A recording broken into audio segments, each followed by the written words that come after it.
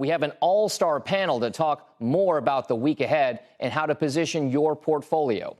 Nancy Tengler is the CIO and CEO of Laffer Tengler Investments. Brian Belski is the Chief Investment Strategist at BMO Capital Markets.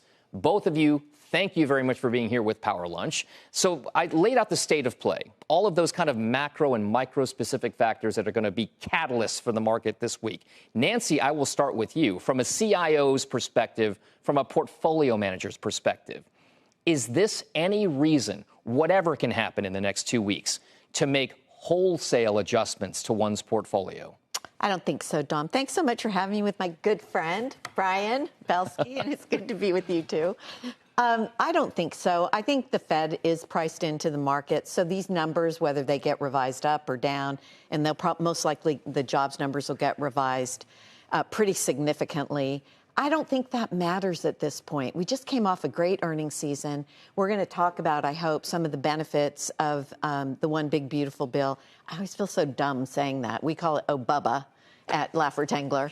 So that bill and the implications for the consumer and corporate cash flow, I think those are real benefits and tailwinds to this market, and that we're going to be focused once again on fundamentals, earnings drive stock prices ultimately. It doesn't worry you, Nancy, the jobs print that we saw just this past Friday vis-a-vis some of the other economic data that may be showing, again, too early to call, but could be the initial tea leaves, if you will, of a broader, perhaps economic decline. Now, I say that because we've been prognosticating for such a decline for almost years now, right, with it not happening. So what exactly is the worry point now, given the data that you're seeing? Yeah, I think those numbers are also baked in. I mean, the administration told us that August is going to be revised up. I don't know how they know that.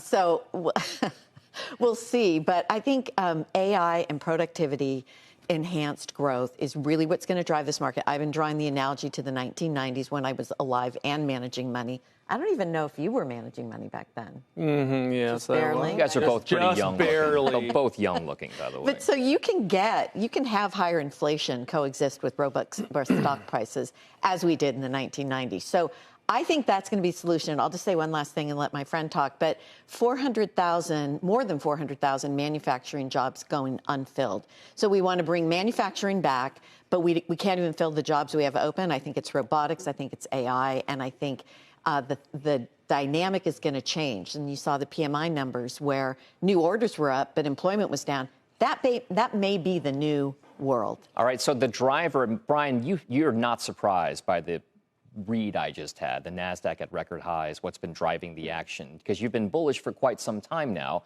given all those tailwinds. Are you at all maybe taking a breath, a moment of pause here with this new construct, given maybe a rate cutting cycle ahead, weaker economic data, vis-a-vis a record high NASDAQ? I think you'll be surprised to hear me say no. Okay. First of all, we were coined as all-stars. I'm still kind of looking around where the all-star is. You guys are. Just the Brian and Nancy show. And I'm very humbled to be with my very, very good friend, Nancy. So I would say this. Nancy and I are part of the last of a lost generation. And what I mean by that is all you're hearing about, all you're talking about on the network is macro, CPI, PPI, unemployment. It's fantastic. We know that. But let me just give you some facts, okay? Any macro investor that has been using macro factors to model out what the market's going to do, Dom, has been expressly and excessively wrong, especially since COVID, okay? Now, one of our favorite sayings, and we say it all the time, I feel like, Belski, you're Pollyanna, you're always bullish, and da-da-da-da-da. And we'll talk about my call in a second, but the stock market is a market of stocks. Okay, and I think we, meaning the investment world on Wall Street, focus too much on market levels and on valuation, on earnings growth, which, oh, by the way, the valuation metric that people comprise for the market and the earnings number they comprise for the market is an academic practice. That's why we said in April, when everyone was really nervous, we said, market targets are academic. What means the most is owning stocks. That's why we maintained all of our positions, changed nothing in our portfolios, and it really equated to the best portfolio performance I've had as a manager. Now, we have the very great honor of managing over $12 billion on a sub-advisory basis for all of our great BMO Wealth clients, and we were very humbled to have that performance. But on the market itself, we came out in 2010, and said that the U.S. stock market was entering a 25-year secular bull market. People thought we were nuts. And so we've had several different rounds of this in terms of a cyclical bull, cyclical bear. I remember 1995, we were coming out of a commercial banking crisis. In late 94, the Fed pivoted, and we entered Goldilocks, and we had big cap stocks running the show.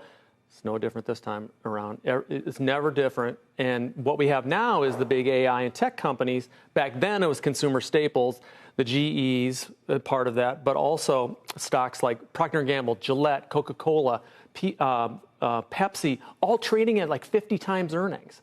And so it's about liquidity, Dom, and it's about people wanting to get back in the market and buying and owning these big cap stocks as they feel comfortable doing so. Okay, both.